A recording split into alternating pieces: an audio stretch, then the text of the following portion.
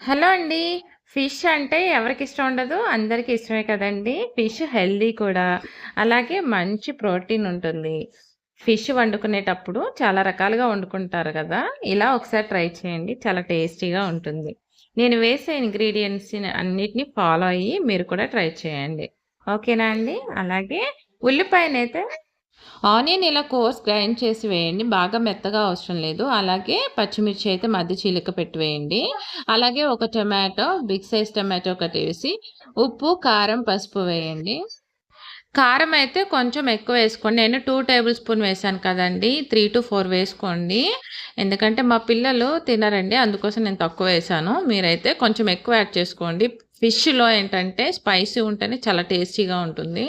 అలాగే మీ చింతపండు, కారం, ఉప్పు సరిగా ఉంటేనే ఫిష్ కర్రీ అనేది అద్భుతంగా ఉంటుందనమాట. దీనికోసం మసాలా ప్రిపేర్ చేసుకోండి. జీలకర్ర అలాగే వెల్లిపాయి నూరి పక్కన పెట్టేసుకోండి. నేను మామిడికాయ ఎండపెట్టానండి ఒరుగులో. ఎలా మనం ఉడికేటప్పుడు ఏంటంటే ఇది వేసేసుకోవాలి. ఇది కూడా ఉడకాలి కదా బాగా. అలాగే నేను అల్లం వేశాను. ఫస్ట్ అయితే అల్లం కనిపించలేదండి నాకు. అది వెతుక్కునేసరికి లేట్ అయిపోయింది. అందుకని వెల్లిపాయ, అల్లం ఒకేసారి వేసుకోండి స్టార్టింగ్. లేదంటే ఒక్కసారి ఉడికయిన తర్వాత మీరు వేసుకోవచ్చు.